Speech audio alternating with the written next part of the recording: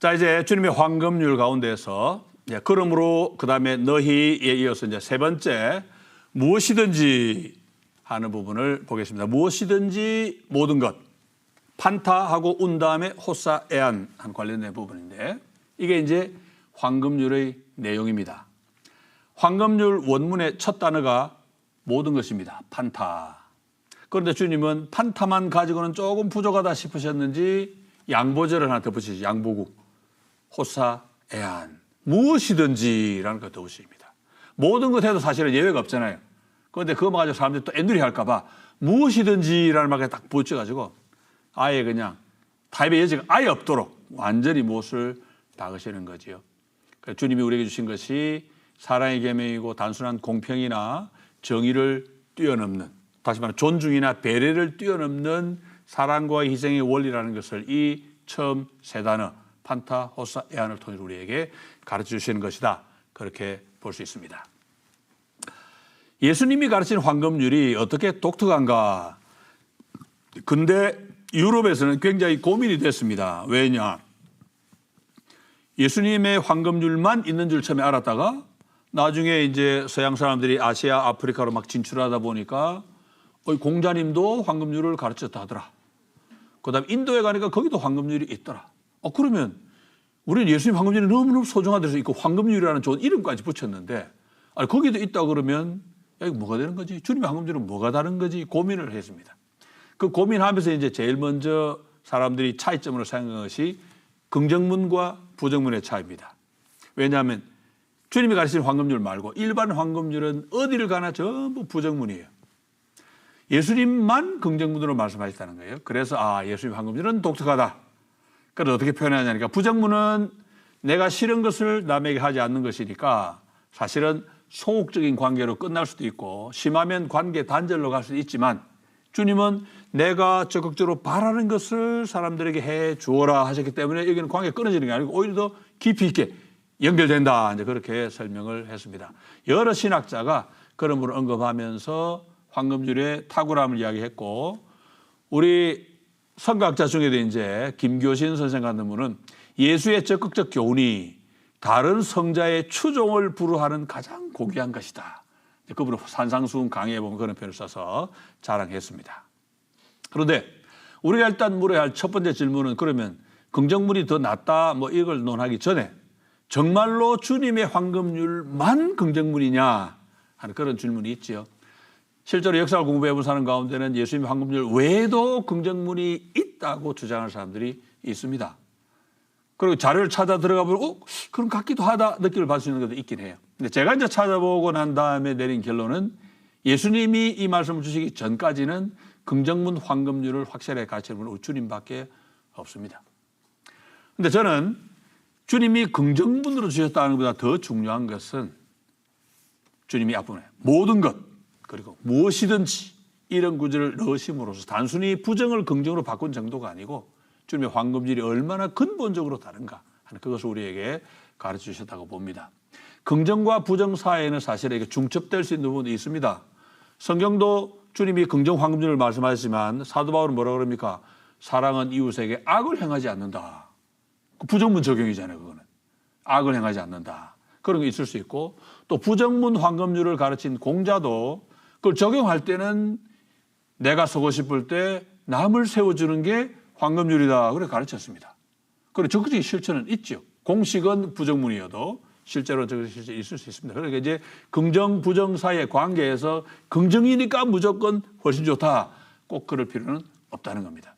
그리고 이제 불교에서도 석가모니는 부정문 황금률을 가르쳤지만 그걸 주석하던 옛날 승려들 가운데도 긍정적으로 적극적인 사랑으로 푼 사람도 많습니다. 간디도 그렇고 유대교의 부정문 황금률 역시 실질적으로 적용하고 실천할 때는 긍정적으로 적용한 경우들이 많이 있습니다. 그래서 제가 볼 때 부정문 긍정률 차이보다는 주님 주신 판타와 호사에안이 더 중요하다. 그래서 일단 먼저 염두에 두고 부정문 긍정문 논의할 때 부정문이 긍정문보다 더 낫다고 주장하는 사람들의 주장이 있어서 우리 그걸 조금 이해할 필요가 있습니다. 특별히 유대인 학자 가운데 그런 사람들이 많은데 이 사람들은 예수가 가르친 긍정 황금률보다는 자기들이 말하는 힐렐이 가르친 부정문 황금률이 더 탁월하다. 그 주장을 합니다. 이유를 여러 가지 들었는데 첫째로는 삶의 현장에서는 부정문이 훨씬 효과적이다 하는 게 첫 번째 이유입니다. 우리 보기를 들어보면 실제로 그래요. 어느 학교에서 이제 중학생들한테 긍정문 환급률과 부정문 환급률을 알려주고 보기를 한번 들어보라 이야기했는데 부정문 환급률에는 막 보기를 수도시 많이 적었는데 긍정문 환급률에는 보기를 거의 못 적더라는 거죠. 그러니까 이 윤리 실천 현장에서는 부정적인 표현이 훨씬 더 정확하고 적용도 쉽다 이제 그런 결론이 나오는데 실제로 부정 명령은 명확하고 내용도 절대적입니다. 하나님이 우리 인류에게 주신 첫 번째 계명은 긍정문입니다. 뭡니까? 경작해라, 지켜라. 두 번째 명령은 부정문입니다. 뭡니까? 선과 악을 알게 하는 나무 열매는 먹지 마라. 근데 하나님이 경작해라, 지켜라 하고 난 다음에 너 지켰는지 보자 안 그러시거든요. 근데 먹지 마라 그러고 먹고 난 다음에 너 먹었지. 그래 나오신단 말이에요. 그런데 부정은 그만큼 명령이 명확하고 절대적이다. 그렇게 볼 수가 있습니다. 어떤 사람들은 그래서 이 부정문이 교육학적으로도 우월성이 있다. 그렇게 이야기를 합니다. 긍정문으로 가르치는 것보다는 부정문으로 가르치는 것이 훨씬 더 잘 배울 수 있고 실천도 잘할 수 있다. 그렇게 보는 거지요. 성경은 두 가지 형태가 다 있습니다. 제가 보기에는 기본적으로 원론을 이야기할 때는 긍정으로 이야기합니다. 하나님이 우리의 인류에게 창세기 1장 26, 7, 8절에서 통치의 명령을 내리실 때 다스리라, 생육하고 번성하고 땅을 정복하고 땅의 모든 걸 다 다스리라 긍정으로 주시죠. 에덴 동산을 지켜라, 경작해라. 그런데 구체적인 이 실천 사항으로 내려가면 거의가 부정적인 문장으로 우리에게 많이 주십니다. 그 대표적인 게 뭡니까? 바로 십계명이죠. 십계명에는 긍정문과 부정문이 몇 개씩 나누는지 혹시 아십니까? 십계명은 전부 부정문 딱 두 개가 긍정문입니다. 뭡니까? 사계명, 오계명. 사계명이 뭐죠? 안식일을 지켜 거룩하게 해라. 오계명은 뭡니까? 부모를 공경하라. 두 개만 긍정문입니다. 그런데 사계명은 안식일을 지키라 되지만 내용은 뭡니까? 다 하지마예요. 실제로는 부모 공경하라 하나밖에는 나머지 다 부정문 명령이라고 볼 수 있습니다. 왜 그럼 하나님이 십계명에서 부정문을 이렇게 많이 주시냐? 이제 유대인 학자들 볼 때는 이건 그만큼 현장에서 적용하기 좋으니까 그렇다. 이제 그렇게 이야기하고. 첫 번째 이제 부정문이 좋다고 이야기하는 이유. 두 번째 이유는 실현 가능성 때문입니다. 왜냐? 현장에서 긍정적인 건 너무 우리 하기 힘들다. 부정문은 조금 그래도 지키는 신용이라도 할 수 있다. 뭐 그런 이야기인데 이 세상 어떤 세상입니까? 원수를 사랑하기 어려운 세상. 야, 원수 사랑해. 너무 힘듭니다. 그런데 이제 조금 뭐 좀 이 소극적인 내용을 이런 걸 하지 마 그러면 그런 정도는 안 하고 살 수 있습니다. 그러니까 이제 현장에서는 이 긍정적인 명령은 너무나 이상적이고 비현실적인데 부정문은 오히려 현장에 적용할 수 있는 현실성이 있다. 그런 이야기를 하고 유대인 학자들 가운데 이제 다수 유대인 학자들이 특별히 부정문을 좋아합니다만은 어떤 학자는 심리적인 이유, 실천적인 이유로 이제 부정문이 훨씬 낫다. 사랑의 공세가 부담스러운 우리 인간들. 그러면서 간섭받기 싫어하는 이런 본성에서는 부정적인 환급률이 훨씬 적용하기 좋다. 이런 거지요. 근데 이런 긍정문, 부정문 차이의 논란을 우리가 쭉 가다 보면은 이 두 가지 차이만 먼저 보아도 우리가 이 차이는 그저 단순한 문장의 차이가 아니고 인간 본성과 연결되는 차이라는 걸 느낄 수가 있습니다. 앞부분에 부정명령이 훨씬 더 정확하고 강력하고 두 번째로 또 부정명령이 현실에 실천하기 훨씬 쉽고 그건 명령이 문제가 아니고 그걸 실천해서 우리 인간이 문제구나 하는 걸 느낄 수가 있는 거죠. 그래서 긍정문이 좋다, 부정문이 좋다 하는 이 두 가지 관점의 차이는 기본적인 세계관, 특별히 인간을 보는 인간관 사이의 차이로 나타난다고 볼 수 있습니다. 그래서 어떤 사람들은 인간이 부패했기 때문에 부정문이 좋다는 사람도 있고 어떤 사람은 인간이 부패했기 때문에 긍정문이 좋다는 사람도 있고 그건 뭐 갖다 붙이기 나름이지요. 근데 부정문 환급률이 좋다고 말하는 사람 논리를 쭉 읽어보면은 그 사람들이 말하는 결론은 항상 간단합니다. 부정문 환급률이 좋다는 이유는 간단해요. 인간이 부패하고 연약하다 하는 그게 결론입니다. 그러니까 하지 않는 건 쉬운데 하려고 하니까 동력이 부족하다 이거죠. 인간이 부패했으니까 당연합니다. 그래서 다가가는 사람은 이제 어렵고 부정문을 실천하려고 그럴 때도 우리는 적당히 애누리해서 적당히 실천합니다. 그러니까 이제 죄가 있는 세상에서 실천하기 쉽지 않은 거죠. 그러니까 첫 번째는 명확하고 강력하다. 두 번째로는 현장에서 지키기가 훨씬 수월하다. 이거. 세 번째로는 부정 황금률을 선호하는 세 번째 이유인데 이거는 이제 윤리적인 또는 철학적인 이유입니다. 그리고 신학적인 이유라고 볼 수 있겠는데 부정문 황금률은 남의 고유 영역을 침해하지 않기 때문에 객관적 도덕 가치를 공격하지 않는다. 근데 적극적인 긍정문은 그걸 공격하기 때문에 도덕적 기초가 되면 안 된다. 그렇게 주장을 합니다. 그래서 뭐라 그러냐니까 어느 유대인 학자는 나를 위해 타자의 삶을 해칠 권리가 없는 것처럼 타자를 위해 내 삶을 해칠 권리도 없다. 그렇게 말합니다. 그 황금률은 남이 나에게 해주었으면 하는 마음을 갖고 남에게 접근하는 거니까 사실은 남 때문에 나를 바꾸는 그런 태도라고 생각을 해가지고 그것도 사실 부당하다. 그렇게 주장을 하죠. 그렇게 해서 어쨌든 이 세 가지 이유로 해서 부정문 황금률이 훨씬 더 낫다. 이제 그렇게 주장을 합니다. 그럼 긍정문이 훨씬 나으냐? 긍정문에 대한 오해가 있습니다. 그러니까 부정문 황금률이 좋다고 말하는 이유는 사실 긍정문 황금률에 대한 오해와 말하자면 좀 이 비난 이런 것들이 담겨 있는데 긍정문 황금률을 이 사람들은 대부분 다 혐오합니다. 특히 유대인 학자들이 기독교 황금률을 많이 혐오하는데 이유가 뭐냐니까 이제 2000년 동안 우리가 당했다. 그렇게 생각을 하는 거예요. 현실적으로 그분들이 그런 이야기를 하는 건 맞죠. 기독교가 유대인들을 많이 괴롭혔으니까. 그런데 그걸 가지고 이제 황금률 때문이다 말하는 것이 옳으냐? 그건 우리가 좀 더 분석해 볼 필요가 있습니다. 이 사람들이 이제 긍정률 황금률을 싫어하는 이유는 긍정률 황금률은 자신의 것을 강요하는 오만함을 담고 있다. 그렇게 말을 합니다. 부정률 황금률은 오히려 자기의 부족함을 깨닫는 겸손함이 있다. 그렇게 말을 하죠. 이 주장이 이제 기본적으로 황금률 자체에는 오해를 담고 있습니다. 왜냐? 황금률은 긍정문이든 부정문이든 오만함과 겸손함이 다 나올 수 있습니다. 부정문 황금률로 표현을 해도 그 속에 오만함이 들어갈 수가 있고 긍정문 황금률로 표현을 해도 그 속에 겸손을 얼마든지 담을 수 있습니다. 일단 어떤 사람들은 긍정문 황금률을 실천하고 하는 사람들은 마치 자기가 다 아는 듯 막 하는데 우리 인간 지식에 한계가 있기 때문에 그건 안 돼 이렇게 이야기합니다. 근데 그거는요 부정문 황금률과 똑같이 적용돼요.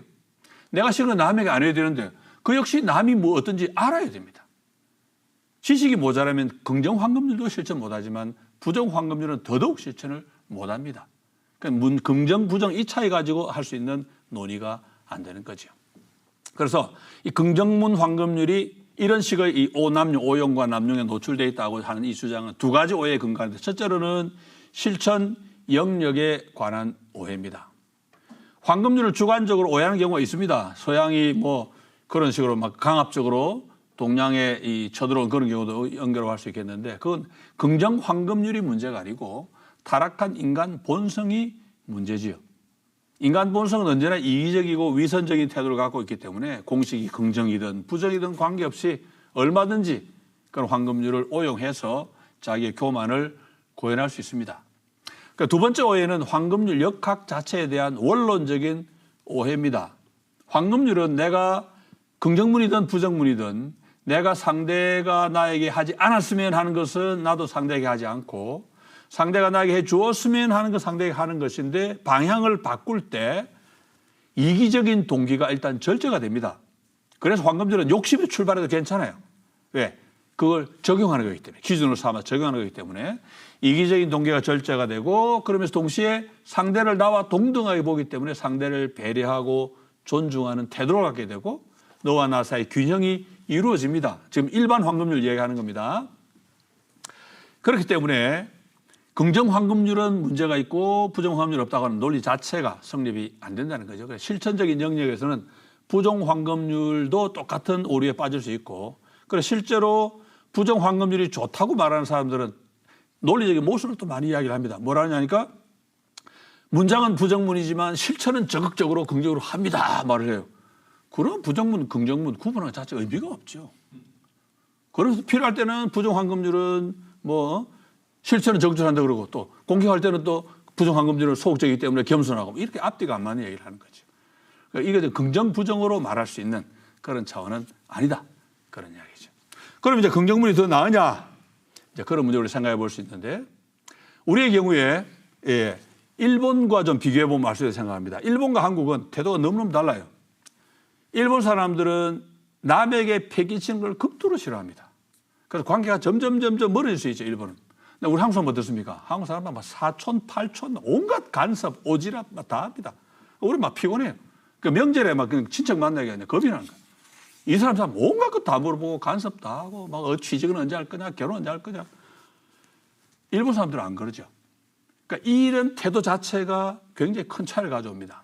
그래서 문장이 긍정이다, 부정이다를 떠나서 기본적인 태도가 어떠냐 하는 그런 문제를 생각해 볼 수 있고, 그리고 이제 이런 긍정과 부정의 차이를 우리 설명할 때 저는 그렇게 표현을 합니다. 황금줄은 윤리 규정입니다. 윤리 규정은 논리나 언어하고는 다릅니다. 우리가 논리학에서 또는 수학에서 부정의 부정은 뭡니까? 그냥 긍정입니다. 논리학에서는. 그냥 긍정입니다. 언어에서는 어떻게 됩니까? 부정의 부정은 그냥 긍정이 아니고 강한 긍정입니다. 아닐 수 없다. 그렇다고 말하는 것보다 아닐 수 없다 하면 강하게 강조가 돼요. 왜냐하니까 논리하고 언어의 차이냐. 언어는 삶과 연결이 되어 있습니다. 논리는 삶과 직접 연결이 안 돼요. 그냥 추상의 세계에 머물러 있고, 언어는 현장과 논리를 연결한 거기 때문에 이 현장의 따뜻함이 반영이 됩니다. 그래서 말을 할 때 부정의 부정을 사용하면 강한 긍정이 되어버립니다. 그러면 삶 그 자체는 어떻습니까? 삶 그 자체에서는 같은 말을 부정으로 표현하느냐 긍정으로 표현하느냐 엄청난 차이가 있습니다. 똑같은 경우도 있어요. 제가 볼 때는 거짓말을 하지 마, 이 말하고 참말만 해, 이 말은 큰 차이가 없을 수 있습니다. 제가 볼 때 논리 차원은 머물 수 있죠. 근데 그렇지 않고 사랑하라는 말과 미워하지 말라는 말은 차이가 천지 차이입니다. 어마어마하게 큰 차이입니다. 사랑과 미움이 서로 이 충돌하는 개념이라고 볼 때 사랑에서부터 미움까지 가는 이 사이는 너무나 많은 층이 있을 수 있고 스펙트럼이 어마어마하게 넓지요. 그러니까 사랑하지 않습니다 한다고 해서 미워한다는 뜻이 될 건 없어요. 미워하지 않는다고 해서 사랑하는 뜻이 되지는 않습니다. 그래서 이 사이 엄청나게 먼 거리에 있기 때문에 현장 속에서는 이 언어를 긍정으로 표현하느냐 부정으로 표현하느냐 굉장히 큰 차이를 나타낼 수 있다는 거죠. 그리고 황금률 역시 그런 내용을 담을 수 있는데 계명이 부정문, 긍정문이다. 그럴 때 부정문이 실제로 현장에서는 소극성으로 나타날 수 있습니다. 그래서 부정문 황금률을 가르치는 공자나 불교에서도 끊임없이 적용은 실천적으로 적극적으로 해야 한다고 자꾸 강조를 해요. 안 그러면 점점 멀어지니까. 유대인들 가운데서는 이게 왜 레위기 19장 18절이 황금줄을 발전 못했냐? 내 이웃을 너 자신처럼 사랑하라. 그런데 너 자신처럼 사랑한다는 게 뭔지는 고민 안 하고 내 이웃을 이웃이 누구지? 이 문제만 그냥 수천 년을 고민하다 보니까 황금줄이 못된 겁니다. 오늘도 마찬가지로 이 누가복음 11장에 나와 있는 그 율법 교사처럼 예수님이 가서 내 이웃이 누굽니까? 예수님이 가르쳐 주시죠. 근데 예수님이 가르치는 그 가르침을 쭉 보면은 적극성과 관계 형성이 같이 가는 걸 알 수 있습니다. 주님이 가르치는 이웃이 뭡니까? 우리 뒤에 가면 좀 다시 언급할 텐데 주님이 가르치는 이웃은 이웃이 따로 있어가지고 이웃이 먼저 있고 내가 저 사람 도와줘야 되겠네? 그게 아닙니다. 주님 말씀은. 그냥 주위에 있는 불특정 다수가 모두 내 이웃의 잠재적인 내 이웃으로 지금 존재합니다. 그런데 그 가운데 누군가의 도움을 필요로 한다 그러면 내가 그 사람에게 가서 이웃이 되어줘야 한다. 이게 주님의 가르침이거든요. 그러니까 굉장히 주님의 가르침은 적극적입니다. 단순히 문장만 긍정문이 아니고 가서 해야 한다. 이게 주님의 가르침입니다. 그러니까 이제 문장 자체가 긍정이냐 부정이냐 떠나서 중요한 건 뭐냐? 제가 볼 때는 거기에 담겨 있는 따뜻함, 그 속에 있는 어떤 따뜻한 사랑 이런 것들을 생각을 하는 거죠. 그래서 이제 주님의 가르침은 긍정 부정을 넘어 사실은 이제 모든 것으로 갑니다. 주님 말씀에 무엇이든지 그 다음에 모든 것. 처음에 판타 호사얀 모든 것 해놓고 또 무엇이든지 하고 더하시는 것처럼 주님은 모든 것을 요구하십니다. 모든 것이 뭐냐? 여러 가지 살펴볼 수 있겠지요.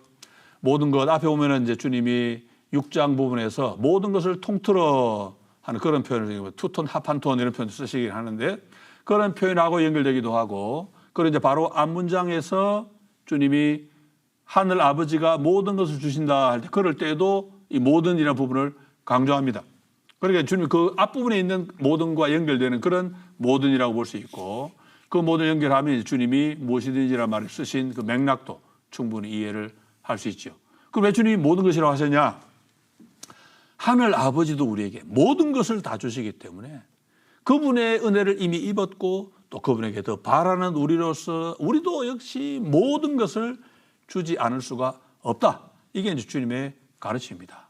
요한일서 4장 1절 제가 인용을 했는데 여기에 사랑하는 이들이여 하나님이 우리를 이렇게 사랑하셨다면 우리도 서로 사랑하는 것이 마땅합니다. 아니 이렇게 사랑하는 이렇게가 뭐냐. 조금 앞에 3장 18절에 가보니까 그가 우리를 대신하여 당신의 목숨을 버리셨기에 우리가 그것을 통해 사랑을 알고 우리도 형제들을 대신하여 목숨을 버리는 것이 마땅합니다. 그 주님은 목숨을 내놓으셨습니다. 우리가 알다시피 목숨 내놓은 건 다 내놓은 거예요. 그게 우리가 주님에게서 받은 사랑이고 우리가 그 사랑을 받았으니 우리도 똑같이 내놓아야 합니다. 목숨을 내놓아야 합니다. 그게 이제 3장 18절에 16절의 가르침인데 그 다음 절에서 이제 실제로 우리가 목숨 내놓으라는 얘기는 안 하지요. 예, 주님은 죽으셔서 우리를 살리셨지만 우린 죽어도 난 못 살립니다. 죽을 필요도 없어요. 그 뒤에 강조는 뭡니까? 남이 이웃이 경제적으로 궁핍하면 도와줘라. 돈 좀 내놓으라 이 말이에요. 그러니까 목숨 내놓지 말고 그러니까 정말로 할 수 있는 구체적인 사랑의 실천을 우리에게 말씀하시죠. 그러면서 주님이 우리에게 너희도 해라. 우리도 해야 한다. 그렇게 말씀하시는데 저는 이 차이를 긍정문 부정문 차이가 아니고 율법과 복음의 차이로 설명할 수 있다고 봅니다. 주님이 산상수 앞부분에서 내가 율법이나 선지자들을 없애려 왔다고 생각하지 마라. 없애려 온 게 아니라 완성하러 왔다. 주님의 계명의 참 뜻을 가르쳐 주셔가지고 완성하시는데 주님의 그 완성하시는 이 가르침, 티칭만 가지고 될 것 같았으면 주님 안 오셔도 되죠. 공자한테 야, 너 좀 가르쳐라. 석가한테 니 좀 그 교훈 좀 해라. 이래도 됩니다. 왜 주님이 지금 오셔야 했겠어요? 말로만 가르쳐 될 일이 아니거든요. 그래서 주님이 이 의를 완성하러 오셨는데 그 완성하는 방법은 인간이 죄로 할 수 없는 그것을 하나님의 아들이 직접 오셔서 우리와 같이 고난을 받으시고 십자가에 대해 죽으시는 그 방법으로만 가능하기 때문에 주님이 직접 오셔야 했던 거죠. 그 주님이 주신 황금률은 말로만 좀 모양 바꿔주신 게 아니고 그 속에 주님이 하신 주님의 사역, 주님의 인격 이 모두 다 담아서 주신 것이기 때문에 일반 황금률과는 같을 수가 없다는 거죠. 주님이 우리의 의가 바리새인 서기보다 낫지 못하면 절대 천국에 못 들어간다 하셨는데 그럼 차이가 뭐냐? 주님이 그 말씀하시고 난 다음에 이제 구약 성경을 풀어주십니다. 살인하지 말라 들었지 화내면 죽인 거야. 간음하지 말고 들었지 음력 품으면 이미 간음한 거야. 하나하나 풀어주십니다. 그러면 주님이 이제 구약 성경이 말하는 의하고 주님이 하신 의가 뭔지를 쫙 이제 비교를 설명하시는데 첫 번째 눈에 띄는 차이는 긍정과 부정의 차이입니다. 주님은 지금 부정으로 된 십계명을 가져오셔가지고 살인하지 말라, 간음하지 말라. 주님은 그게 아니고 긍정적으로 적극적으로 풀어주십니다. 그리고 또 하나는 율법은 그 모습에 치중합니다. 껍데기. 근데 주님은 하나님 나라에 초점을 두고 마음을 강조하십니다. 내면을 더 강조하시지요. 그런데 주님이 그런 방식으로 구약을 완성하시는 건 아니죠. 부정을 긍정으로 바꾸고 껍데기를 내밀어 이래도 끝나는 게 아닙니다. 주님이 안 오시면 안 되는 일이기 때문에. 그래서 이제 로마서가 이야기한 대로 그리스도는 율법의 마지막이 되셔서 믿는 모든 이에게 의가 되신다. 주님이 사람이 되어 오셔서 율법을 다 이루시고 십자가에 달려 죽으시고 우리를 위해 죽으신 그 일로 우리의 의가 완전히 완성이 되었다. 그런 말씀이죠. 율법이 할 수 없었던 일을 주님이 오셔서 하셨는데 첫째로는 십자가를 지고 죽으셔서 율법의 저주를 대신 받으셨고 두 번째로는 그렇게 얻으신 의를 믿는 모두에게 전가해 주시는 그런 일을 주님이 하심으로써 율법을 완성하시는 거죠. 그 황금줄은 그렇게 말씀하신 산상수훈의 결론입니다. 율법의 완성이고 율법과 선지자 전체의 완성이죠. 그러니까 부정문이면 안 되고 무조건 긍정문이라 하고 껍데기면 안 되고 내면이라 하고 가장 중요한 건 뭐겠습니까? 하나님의 아들이 사람이 되어 오셨다는 그 진리가 반드시 주님의 황금률에는 들어있어야 합니다. 그래서 근본적으로 다를 수밖에 없는 거죠. 일반 황금률은 사실은 안이 텅 비어 있는 것 같죠. 텅 비었기 때문에 막 다 담을 수 있는 것 같아요. 일반 황금 원리니까. 뭐 대접받기 전에 대접해라. 대접받고자 하는 게 뭔지 모르니까 막 이것저것 막 넣을 수 있는 것처럼 보이죠. 그런데 문제가 너무 많습니다. 논리적인 문제, 철학적인 문제, 뭐 윤리적인 문제, 실천의 문제 막 많이 있습니다. 그런데 그러니까 텅 비어 있는 것처럼 보이지만 안에 문제가 꽉 들어서 쓸모가 별로 없어요. 약하죠. 물론 뭐 무시하는 뜻이 아니고 문제가 너무 많아요. 그런데 주님의 황금률은 내용이 꽉 차 있습니다. 그런데도 어떻게 그렇게 쓸모가 많은가 해보니까 그 주님의 황금률은 주님의 인격과 사역이 그 안에 그대로 농축되어 있는데 주님의 인격과 사역의 핵심이 뭡니까? 자기를 비우신 거예요. 빌립보 2장에 있는 것처럼. 그 빈자리가 있기 때문에 우리가 실제로 삶에서 적용하기 너무너무 좋지요. 주님의 희생이라는 빈자리가 있기 때문이 아닌가 그렇게 생각해 볼 수 있습니다. 자, 그 다음에 이제 네 번째로 너희가 바라는 셀레테 희나하고 희나 이제 바라는 내용이 나오는데 이게 이제 우리 황금률의 출발점입니다. 일반 황금률은 뭡니까? 사람들이 일반 황금률은 남들이 나에게 해주었으면 남이 나에게 해주었으면 하고 바라는 그건데 주님의 황금률은 출발점이 다릅니다. 우리가 사람들이 우리에게 해주기를 바라는 그런 내용이 출발점인데 이게 이제 일반 황금률과 다른 점이 뭐냐? 일반 황금률은 출발점이 자기 사랑입니다. 이제 조금 내용을 좀 줄여야 지금 시간 때문에 좀 줄여야 되겠는데 자기 사랑은 두 가지가 있습니다. 첫째로는 생물로서 우리가 가지는 생존 본능. 그리고 두 번째로는 사람마다 다 생존 본능을 가지고 있기 때문에 이게 이제 함께 보면 충돌을 합니다. 그래서 내가 남보다 더 가지면 남은 못 가져요. 이게 이제 이기주의가 되는 거죠. 골고루 나누면 다 잘 살 수 있는데 이기주의 때문에 내가 남들 더 가져갑니다. 이런 문제 때문에 이제 이 세상에는 온갖 문제가 생기고 그래서 소위 말하는 종교라는 게 나와가지고 종교마다 어느 종교들이 전부 부자 되라 강조 안 합니다. 뭘 강조합니까? 금욕해라, 절제해라, 수련해라, 고행받아라, 희생해라 이걸 강조하죠. 조용기가 가르친 번영법 왜 엉터리입니까? 복 받아라. 그 종교가 거꾸로 하는 겁니다. 주님 가르치면 거꾸로 하는 거예요. 어쨌든 이런 자기 사랑 이기주의 때문에 종교라는 게 생기고 절제와 금욕을 강조하는데 황금률은 사실은 어떤 욕심에 출발해도 괜찮습니다. 일반 황금률은. 왜? 방향을 바꾸면 되니까. 그러면 욕심이 절제가 되고 공평함을 이루고 상대는 존중도 얼마든지 이룰 수 있죠. 그런데 예수님이 가르치는 황금률은 애초에 그런 문제가 아예 없습니다. 왜냐? 출발점 자체가 달라요. 출발 자체가 뭡니까? 주님이 너희에게 주셨는데 그 너희는 그러므로를 아는 사람들이거든요. 그 그러므로를 아는 사람이 뭡니까? 하나님의 구원의 은혜를 경험한 사람들이고 그 사람들은 거듭난 사람들 마음에 바라는 바가 이미 완전히 다릅니다. 그렇기 때문에 일반 황금률이 가지고 있는 이런 통제의 원리 자체가 필요하지 않지요. 그런데 크리스찬 가운데서 신학자 가운데에서 일반 황금률하고 주님 황금률 구분을 못한 대표적인 신학자가 이 폴 틸리입니다. 폴 틸리 아주 위대한 신학자인데 이 사람도 황금률은 너무 이건 뭐 보배로도 못 봤어요. 그러니까 질그릇도 못 봤어요. 너무 안타까운 사람인데 이 사람은 틸리가 보는 황금률은 타산적 정의입니다. 왜? 내 욕심을 남에게 그대로 적용하는 거다 생각을 해가지고 말하자면 타산적 정의라고 보는데 문제는 이제 틸리가 볼 때 황금률의 문제점은 내가 뭘 바라야 할지 황금률은 말해주지 않는다. 지금 황금률을 몰라도 너무 몰랐어요. 일반 황금률을 가지고 이야기를 하는데 그러면서 이제 틸리는 황금률은 사랑의 계명보다 훨씬 못하기 때문에 황금률이 제대로 작동을 하려면 세 계명 내가 너희를 사랑한 것처럼 너희도 서로 사랑하는 이 계획을 가져와가지고 황금률을 보충을 해야 한다. 그런 주장을 합니다. 그런 주장을 한번 보면 제가 좀 어이가 없는 게 틸리가 이런 이야기 하기 수백 년 전에 천수백 년 전에 테르툴리안에서 이미 이걸 다 설명이 나왔어요. 제가 볼 때 테르툴리안에서 많이 읽어본 것 같아요. 틸리가. 주님이 지금 가르치는 황금률은 기본적으로 출발점과 결론이 다 다른데 주님은 황금률을 산상수훈의 결론을 주시지요. 근데 산상수훈은 다 아시겠지만 산상수훈의 정의 문제 이 문제는 거의 언급하지 않습니다. 주님은 정의보다는 사랑과 희생에 더 관심이 많으세요. 왜? 우리에게 주시는 복음 핵심이니까. 그래서 주님이 이미 이런 폴 틸리 같은 사람이 걱정하기 오래전에 황금률 속에 보배를 가득가득 담아 놓으시고 뭘 바라야 할지도 이미 다 가르쳐 놓으셨는데 그걸 모르고 못 보고 일반 황금률하고 똑같구나. 일반 황금률은 타산적 정의니까 문제가 많은데 예수님이 그걸 가르쳤다니 말이 안 되지. 막 그냥 격하식입니다. 틸리는 질그릇 안에 있는 보배를 전혀 못 보고 그래서 그릇마저도 자기 관점으로 이게 황금률의 형편없는 룰이다. 그릇마저도 그냥 아주 격하시켜버립니다. 좀 안타까운 케이스죠.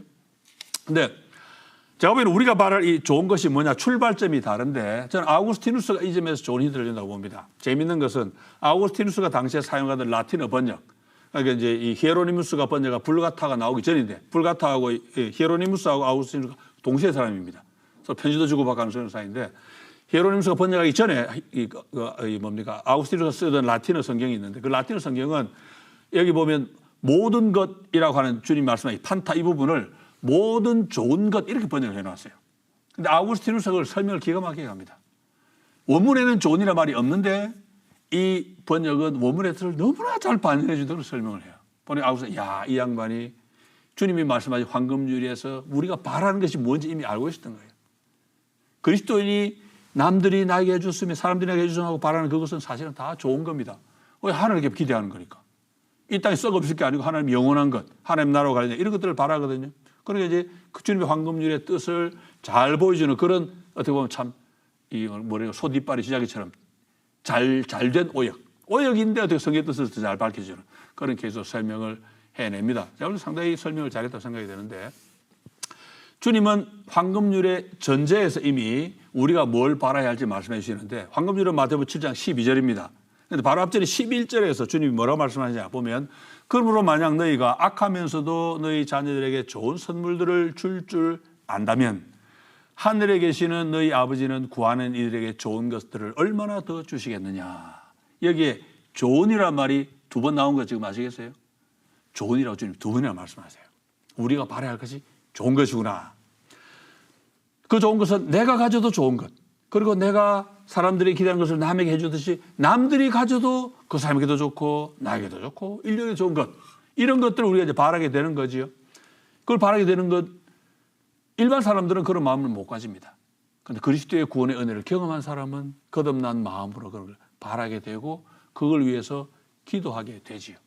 그러니까 이제 주님이 가르친 황금률에서는 거듭나지 않은 자아가 바라는 욕심을 방향만 뒤집는 이런 식의 역학 자체가 필요하지 않은 겁니다. 방향은 뒤집습니다. 그런데 뒤집기 전에 이미 오신 은혜가 있고 그 은혜를 뒤집어서 이웃에게 베푸는 것이니까 방향 자체가 이제 완전히 달라지게 되는 거죠. 그래서 저는 이제 이 부분을 우리 김홍전 목사 아시죠? 김홍전 목사님이 잘 설명했다고 생각을 하는데 읽어볼게요. 하나님의 나라의 백성은 그 마음에 하나님의 나라가 있는 이상 그 마음에 있는 대로 남에게도 요구하는 것입니다.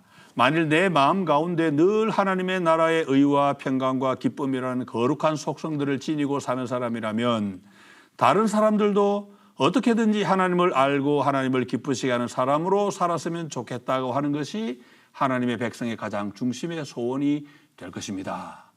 너무 잘 풀었어요. 주님이 황금률에서 말씀하고자 하는 사람들이 위해 해주셔서 바라는 것이 뭔지를 아주 잘 설명을 했고 그 사람들이 그대로 베풀어야 되는 그 하나님 나라 의를 그야말로 내가 구현하고 남에게도 실천하거나 그런 삶을 이야기하는 거죠. 이게 그래서 결국 주님의 황금률은 거듭난 사람들에게 주시는 명령이고 모든 좋은 것을 이미 주셨으니까 그 좋은 것을 사람들에게도 주고 또 바라야 한다. 그렇게 말씀하시는 거죠. 그럼 이 모든 출발점이 그럼 뭐냐? 구원의 은혜입니다. 하나님의 구원의 은혜. 영적인 파멸을 맛보고 그다음 하나님의 도우신 은혜를 맛보고 구원을 맛본 그 사람들이 그대로 사람들에게 적용할 수 있는 것이 주님의 은혜고 그리고 포인트는 아까 제가 말씀드린 것처럼 용서와 구원입니다. 내가 간절히 바라는 게 하나님의 용서, 하나님의 구원. 이미 얻었지만 마지막 날 완성될 그날을 또 바라보니까 내가 남들을 대할 때도 어떻게 하면 저 사람이 하나님께 용서받을 수 있겠나? 어떻게 하면 저 사람이 하나님의 구원에 가까울 수 있겠나? 구원받은 사람으로서 어떻게 살아야 하나님께 기쁨이 되겠나? 이런 것들이 그 사람의 관심으로 집중이 된다는 거죠. 나도 그렇고 다른 사람도 그렇고. 그렇게 대할 때마다 내가 받은 은혜를 생각하니까 나도 부끄럽죠 우리가. 야 주님 황금률 입에도 꺼내고 우리 참 부끄러워서 참 평평히 사는데 그때 우리 반성하면서 아 나도 주님 주신 은혜를 기억하고 바로 살아야겠구나. 결국 황금률을 실천하고 노력하면서 우리 자신도 끊임없이 이제 그 세계로 다가가게 되는 것을 보게 됩니다. 그래서 우리 주님이 가르친 황금률의 특징이 뭐냐? 일방적이에요. 아까도 말씀드렸지만 왔다 갔다 쌍방통이 아닙니다. 일방통행입니다. 왜냐? 주님의 황금률을 실천할 때는 일반 황금률이 가지고 있는 문제점 기억나세요? 남의 마음, 이론적인 문제, 실성적인 문제 필요 없습니다. 우리는 그 사람에게 뭐가 유익한지 압니다 이미.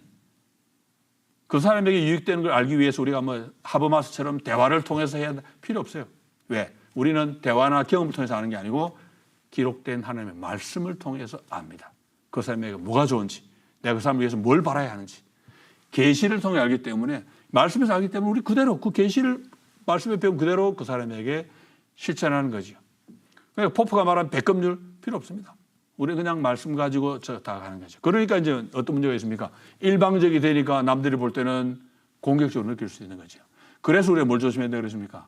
그래서 온유함과 겸손함 해야 되고, 알리스트 맥거레스가 이야기한 것처럼 복음이 주는 거부감이 있습니다. 회개하라. 싫죠. 내가 뭐 있다고 회개하냐.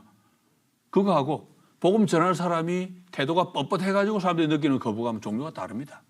우리는 정말 나를 낮춰가지고 겸손하고 온전해서 정말로 나 때문에 그 사람이 거부감 느끼도록 절대 그런 일이 안 일어나도록 조심해야 되죠.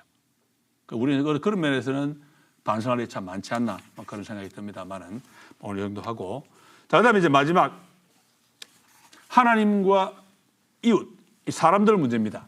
자, 이게 보면 이제 예수님 황금률에는 사람이 두 번 등장합니다. 두 종류의 사람이 다 등장합니다. 너희도 나오고 사람들도 나오고. 근데 사람들이 두 단계로 등장합니다. 첫 단계에서는 뭡니까?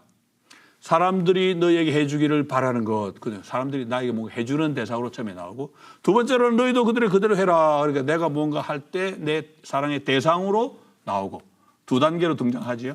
근데 이 두 단계로 등장하는데 재미있는 것은 첫 단계에서 우리가 사람들에게 기대하지요. 이 사람들이 이걸 나에게 주었으면 저걸 나에게 주었으면 기대하는데, 실제로 사람들이 나에게 뭐 돈도 주고 뭐 도움도 주고 위로도 주고 많이 주겠지만, 우리가 정말로 사람들이 나에게 주었으면 하고 기대하는 바를 주실 분은 하나님밖에 없습니다. 하나님만이 주세요. 그런데 하나님이 우리에게 주실 때 다이렉트로 안 주시고 항상 사람을 통해서 주십니다. 그래서 우리가 사람들이 나에게 해주었으면 하고 우리에게 해주는 그 기대하는 바는 사실은 이미 하나님께서 왔고 또 앞으로도 계속 옵니다. 그래서 사람들에게 기대하는 것 같긴 하지만 실제로 하나님이 주시기 때문에 시작할 때부터 우리는 이미 수평을 넘어서 수직으로 연결이 됩니다. 아, 하나님이 나에게 이미 다 주셨구나. 앞으로도 다 주시겠구나. 그러니까 항상 삼관계가 이루어지죠. 그러니까 사람들에게 기대하는 바인데 하나님과 직접으로 이어지게 되고, 그런 다음에 이제 한 단계 또 더 넘어갑니다. 주님이 이제 나중에 이제 우리에게 말씀하시기를 너희도 해라. 너희도 해라. 그 말 들으면 우리가 이제 어떻게 생각하냐니까, 사람들이 너에게 해주기를 너희가 기대했으니까 너희도 그들에게 해라. 이 말을 이해하지만 실제로 주님이 여기서 너희도라고 할 때, 카이 휴메이사고 하실 때 너희도의 의미는 제가 볼 때는 하늘의 아버지가 너에게 이미 다 주셨지 않느냐. 그래 너희도 이제는 그들에게 주어라. 그런 의미에서 너희도 이렇게 하는 것이 더 낫다고 봅니다. 그런 다음 이제 또 하나님이 이제 그 다음 단계도 등장하시는데, 두 번째 단계에서는 우리가 이제 하나님으로부터 받은 은혜와 사랑을 사람들에게 실천할 거 아니에요. 결국 사랑을 베푸는 거죠. 사랑을 실천하는데, 우리가 사랑을 실천할 때 우리의 사랑은 사람이 받습니다. 그런데 사람이 받는 그 사랑을 두고 하나님 뭐라고 말씀하십니까? 하나님이 직접 받으신 것처럼 말씀하시는 거예요. 우리는 사람을 사랑했는데 주님은 그 사랑 내가 받았다. 그런 말씀하시죠. 어디에 나옵니까? 마태복음 25장에. 예. 양의 무리에 간 사람들에게 주님이 내 아버지께 복받을 자들아, 창세로부터 늘 위해 예비된 영원한 나라에 들어가라. 그러면서 배고플 때 먹여줬고 목마를 때 마시게 해줬고, 그러니까 이 사람들이 뭐라고 합니까? 주님 언제 우리가 주님한테 그러십니까? 주님 대답이 뭡니까? 아, 이 형제 중에 가장 작은 자의 한 개가 나한테 한 거다. 근데 주님이 그 표현이 어머니 재미있습니다. 작은 자의 한 것만큼 나한테 한 거다 이렇게 말씀하세요. 그게 똑같은 거라고 말씀 안 하시고, 너희가 그 작은 자의 한 그만큼 나에게도 한 것이다. 그런 뜻이 담겨 있는 거죠. 우리가 대하는 그 사람이 결국은 주님을 향한 사랑이 되었다. 그러니까 보이는 형제를 향한 사랑이 보이지 않는 주님을 향한 사랑이었다 하는 게 주님의 가르침입니다. 그러니까 저는 이걸 이제 비유적으로 나와 이웃 사이에 거울 또는 유리가 있다고 늘 생각을 합니다. 하나님이 나와 사람 사이에 계시는데 한편은 하나님이 유리 같기도 하고 한편은 거울 같기도 하고. 왜? 사람들이 나에게 뭔가 해주었으면 하고 바라는 사람들이 저기 있는데 바라는 그 순간 유리에 하나님이 나타나는 거예요. 하나님이 나에게 다 해주시고. 그리고 반대로 이제 거울이 되면 내 모습이 떠오르는 거죠. 은혜 받은 내 모습. 그러다 이제 내가 사람들에게 이웃 사랑을 베풀려고 할 때는 그 사랑을 받는 분으로 또 하나님 거기에 또 가 계시는 거예요. 하나님이 중첩이 되는 거죠. 내가 이웃에게 뭔가 기대할 때도 하나님과 이웃이 중첩이 되고, 내가 사람들에게 베풀 때도 사람들하고 하나님이 또 중첩이 되고. 그러니까 첫 번째도 수직관계, 두 번째 또 수직관계. 그러니까 주님이 그러면 이웃을 사랑하는 것이 왜 주님을 사랑하라고 말씀하시냐? 뭐 여러 가지 이유가 있을 수 있어요. 첫 번째로는 주님이 우리에게 명령하신 겁니다. 주님이 우리에게 명령하셨는데 우리가 주님 명령을 수행하는 것은 주님 사랑하는 방법이거든요. 주님도 내가 아버지 명령을 지켜 그의 사랑 안에 거하는 것처럼 너희도 내 계명을 지켜 내 사랑 안에 거하라. 주님 명령과 순종하는 게 우리가 주님을 사랑하는 방법입니다. 주님 명령이 뭡니까? 이거 사랑해라. 사랑한 거지. 또 하나가 뭡니까? 주님을 사랑하는 그것이 주님이 내신 형제들, 하나님의 자녀를 사랑하는 것이니 아버지를 사랑하는 것과 똑같고, 그러니까 또 하나는 뭡니까? 이웃을 사랑하기 위해서는 우리가 믿음이 없으면 안 됩니다. 이스라엘 백성이 만나 규례를 받았을 때 절대 비축하지 마라. 당일 건 당일 아침에 거두어라. 그 말씀을 순종하기 위해서는 반드시 믿음이 필요합니다. 뭐냐? 내일 또 주실 하나님을 믿어야 됩니다. 그 하나님 못 믿으면 비축하는 거예요. 그럼 밤에 이제 벌레가 생겨 난리가 나는 거죠. 그런데 지금도 마찬가지입니다. 사랑을 실천하면 내 돈을 남 줘야 됩니다. 그럼 겁나잖아요. 야, 이 돈 없는 나라 어떻게 살까? 걱정하지 마라. 하나님 채워주신다. 그의 나라와 그의 이름을 구하면 된다. 그때 실천하기 위해서 하나님을 믿는 믿음이 없이는 안 됩니다. 그러니까 이웃 사랑하는 행위 자체가 하나님 믿습니다 하는 마음이니까 이웃 사랑 자체가 하나님을 사랑하는 방법이지요. 그러니까 여러 가지 방법으로 결국은 이웃 사랑은 하나님 사랑과 일치하게 됩니다. 그 유대인들이 고민했던 문제가 뭐였습니까? 그럼 내 이웃은 누구지? 유대인은 왜 고민합니까? 이미 황금절에서 멀어져 버렸습니다. 이웃이 누구냐 고민하는 순간 이미 우리는 황금절에서 멀어진 거예요. 주님이 선한 사마리아인 비유에서 가르치신 것처럼 이웃은 내 도움을 필요로 하는 죽어가는 누군가, 그 사람이 사실은 다 내 이웃입니다. 그 사람을 우리가 가서 사랑해야 되죠. 근데 이제 사실 그 강도만 죽어가는 사람 곁으로 지나간 제사장 레위인 두 사람은 종교인으로서 하나님을 믿는 사람으로서 자격도 없지만 인간으로서의 자격조차도 없는 사람들이에요. 인간의 그 기본적인 긍휼까지도 못 느꼈기 때문에 참 비정한 사람들이지요. 그래서 우리는 하나님이 하신 것처럼 우리도 우리 하나님 자녀라 그랬지요. 자녀는 아버지를 본받는 사람이라 그랬는데 하늘에 우리가 믿는 하나님 아버지가 어떤 분입니까? 악인과 선인에게 비를 골고루 내리시는 분입니다. 차별 안 하세요. 그런 사람을 우리가 하나님 아버지로 모셨고 주님이 우리에게 말씀하시기를 하나님이 그렇게 완전하신 분이기 때문에 너희도 그분처럼 온전해라. 그리고 누가복음에서 그렇게 너희 온전하게 되면 그분의 자녀가 된다. 마태복음도 그런 말씀하시지요. 그 하나님 자녀가 되는 말이 뭡니까? 차별하지 않으면 하나님을 닮은 사람이 된다. 그런 뜻이지요. 그 속에서 우리는 우리가 실제로 할 때 사람을 차별한다. 이웃을 제한한다. 있을 수가 없는 일임을 다시 한번 확인하게 되죠. 이게 이제 주님이 가르친 내용이 이제 마지막에는 주님이 그대로 하라 명령이 나옵니다. 명령은 우리가 뭐 내용은 아니고 이제 실천의 문제인데 이 실천 관련된 문제는 황금률의 핵심은 해라. 실천입니다. 실천의 문제는 지난번에 말씀드렸듯이 논리의 문제가 아니고 신학적인 문제고 영적인 문제다. 왜 실천 안 합니까? 죄인이기 때문에 안 합니다. 이기적이기 때문에 죄로 타락하기 때문에 실천을 안 합니다. 그래서 사람이 바뀌지 않는 한은 그게 바뀔 수 없는 거죠. 우리가 늘 기억할 게 뭡니까? 반드시 순종해야 그리스도인입니다. 반드시 열매가 있어야 합니다. 성경은 끊임없이 속지 마라 강조합니다. 제가 조만간 책 내려고 좀 하나 정리해 놓은 게 있는데 속지 마라. 성경이 속지 마라. 특히 신약 성경이 속지 마라 할 때 가장 강조하는 게 뭔지 아십니까? 속지 마세요. 내 사랑하는 형제들이여 하고 난 뒤에 이런 거지 있습니다. 말씀을 행하는 자들이 되고 듣기만 해서 자신을 속이는 자들이 되지 마십시오. 듣기만 하고 행하지 않으면 속는 겁니다. 듣고 행해야 됩니다. 그게 속지 않는 겁니다. 성경은 끊임없이 속지 마라. 속지 마라 무슨 말이냐? 믿음만 있으면 순종 안 해도 됩니다 하는 그런 거짓말에 속지 말라는 겁니다. 왜냐? 믿음이 있으면 순종 안 할 수가 없어요. 순종해야 천국 간다 이 말 아닙니다. 그 말은 공로주의니까 그렇게 표현하면 안 돼요.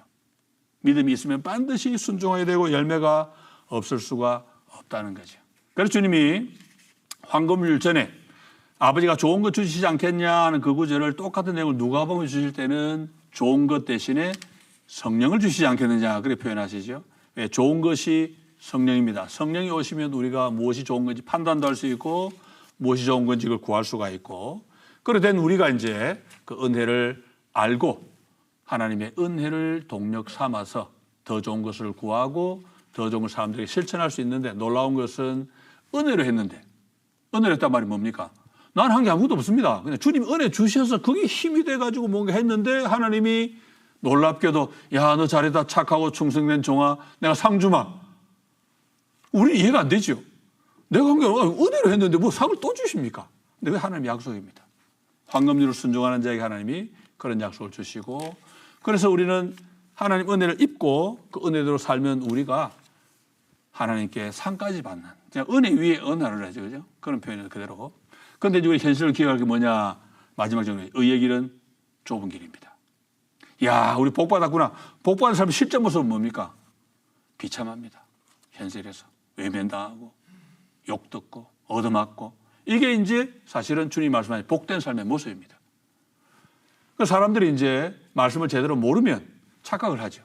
야, 이 땅에서 떵떵거리나 천국에 또 복, 이게 아닙니다.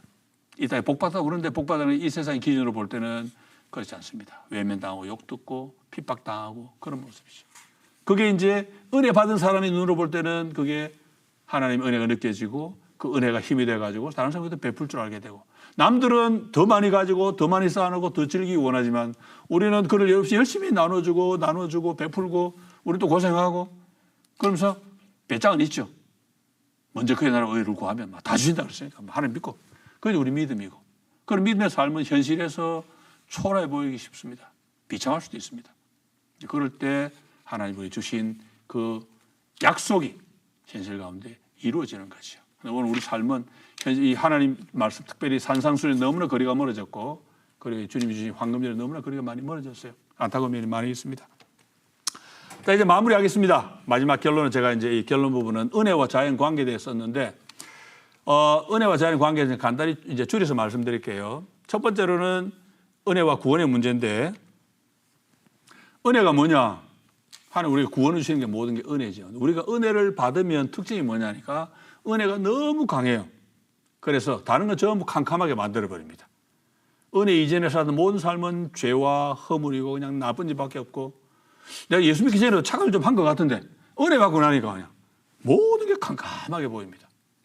그래서 은혜를 받고 난 다음에 조금 과장할 수가 있습니다. 모든 걸 과장. 왜? 은혜가 너무 크니까 우리의 관점을 그렇게 바꿔놓을 수 있는 거죠. 그런데 은혜를 받고 난 다음에 우리가 깨달을 게 뭐냐니까 내 은혜를 받는 데 있어서 자연이라고 하는 게 무조건 죄로 물들여야 것뿐만이 아니었구나. 이를테면 뭡니까? 내가 말씀을 들어야 구원받을 거 아니에요. 말씀은 자연입니다. 언어입니다. 언어, 랭귀지입니다. 내가 친구 사귀가 예수 믿잖아요. 친구 사귀는 건 그냥 일반적인 인간관계예요. 자연입니다. 친구 사귀는데 무슨 뭐 기독교적 인간관계 이거 아닙니다. 그냥 친구 사귀면 친구 끌려 친구 손잡고 교회 가요. 연애자면 여자가 너무 예뻐가지고 막 따라갔다가 예수 믿어버렸어. 그 무슨 그건 그냥 자연이에요. 여자하고 끌리는 건 당연한 겁니다. 그런 속에 또 작용할 수 있고. 그러니까 이제 믿고 난 다음에 보니까 자연이라고 하는 게 무조건 다 들어온 게 아니고 원래는 좋은 거였는데 죄가 들어와서 버려놓았구나. 근데 그걸 볼 수 있는 눈이 생기는 거죠. 자연을 두 가지로 볼 수 있는 그런 안목이 생기고 그리고 이제 영적인 하나님 은혜를 알고 난 다음에 이제 시야가 조정을 잘 하고 나면은 이제 자연이 보이기 시작합니다. 우리가 죄가 들어온 난 다음에 자연은 아름다워요. 10편 19편에 말한 대로 궁창이 하나님의 영광을 선포하고 자연이 하늘이 하나님의 영광을 위엄을 드러내고 로마서 1장에도 말하잖아요. 온 우주가 지금 하나님의 영광을 드러내고 있고 사람들이 보고 핑계할 수 없을 정도로 자연은 하나님의 영광을 드러냅니다. 불신자들한테도 죄가 있는데도 불구하고 그러니까 그 두 가지를 구분할 수 있는 관점을 가질 수 있게 된 거죠. 그러면 이제 알 수 있는 게 뭐냐? 그 다음에 자연 가운데 하나님의 은혜가 있구나. 뭐냐? 일반 은혜입니다. 보통 일반 은총으로 자꾸 이야기를 하는데 그 책 번역하시는 분이 일반 은총론 이렇게 번역해버리는 바람에 일반 은총이 되는데 저는 일반 은혜로 쓰면 좋겠어요. 괜히 다른 용어 쓸 필요 없습니다. 일반 은혜라고 알게 되는 일반 은혜 가운데 사람들 이를테면 국가가 있기 때문에 질서가 유지가 되고 우리가 죄를 덜 짓게 되고 그 국가는 하나님 은혜입니다. 그리고 인간으로서 누리는 여러 가지 창의적인 것, 문학적인 것, 예술적인 것 그거 하나님 다 은혜입니다. 일반적인 영역의 삶 주시는 그런 은혜고 그래서 불신자들 가운데도 우리에게 좋은 문학, 좋은 예술을 제공하는 사람 많습니다. 미술, 음악 많이 있죠. 그 예수 안 믿는 사람이 그림 그렸다고 해서 기분 나쁘게 생각할 필요 없는 거예요. 하나님 은혜가 얼마든지 있을 수가 있는 거죠. 그리고 일반 은혜 가운데 가장 중요한 게 제가 말씀드린 이 내용, 황금률. 그리고 황금률을 다른 말하면 양심, 인간의 마음, 선과 악을 구분하는 그런 마음 하나님이 우리에게 주셨는데 저는 이것이 우리에게 너무나 소중한 일반 은혜라는 걸 기억을 해야 되고 그리고 이제 마지막에 제가 두 은혜의 조화를 이야기한 이유는 우리는 주님의 황금줄을 압니다. 이제 주님의 황금줄을 다르구나. 이 속에는 주님의 생애와 사역이 다 들어가 있고 이 속에 우리를 향한 구원의 사랑이 들어가 있고 그러면서 주님이 황금줄을 채택하셨는데 그건 일반 은혜인데 왜 주님을 가져오셨을까 생각해 보니까 주님이 일단 황금줄 자체를 긍정하셨다고 볼 수 있고 그거 나쁜 거면 안 가져오셨겠죠. 긍정하셨다고 볼 수 있고 그 속에 들어있는 역학 자체를 주님이 활용하셨으니까 주님이 주신 역학이 좀 다른데 출발점 역학 자체도 나쁠 것 없고 우리가 그걸 활용해서 일반 사회에서 이 정의를 이루고 상호성을 갖추면서 상대를 존중하는 훈련을 할 수 있고 우리 한 걸음 더 나아가서 이제 하나님의 자녀로 그리스도의 제자로서 주님의 사랑을 알고 그걸로 이 땅 가운데서 이제 이 황금줄을 실천하기 위해서는 그런 노력을 기울 수가 있는 거죠. 제가 이제 말씀드리고자 하는 바는 우리가 지금 은혜가 너무 강하다 보니까 자연을 자꾸 부인하고 비판적으로 이야기하려고 그러는데 그러지 말고 자연적에서 인정할 수 있는 인정하고 이웃받고 이를테면 제가 늘 이야기합니다. 우리는 세종대왕한테 우리 교회가 표창장을 주면 좋겠어요. 한글 창제 안 했으면 예수 믿는 사람이 이렇게 안 많았습니다. 한글 덕분에 얼마나 많은 사람이 예수 믿었어요. 하나님이 한글 활용하신 거예요. 그럼 그것도 일반 은혜입니다. 얼마나 좋은 거지. 그런 부분에서 우리가 긍정을 긍정하고 그렇다고 세종대왕 천국 이런 얘기 하면 안 되고 어쨌든 긍정을 긍정을 하고 우리가 고마울 건 고마워하고 해야 하는데 황금줄 역시 질그릇과 보배 두 차원이 있습니다. 질그릇입니다. 그런데 찬란하게 빛납니다. 그런데 질그릇 자체는 사실은 굉장히 빛나요.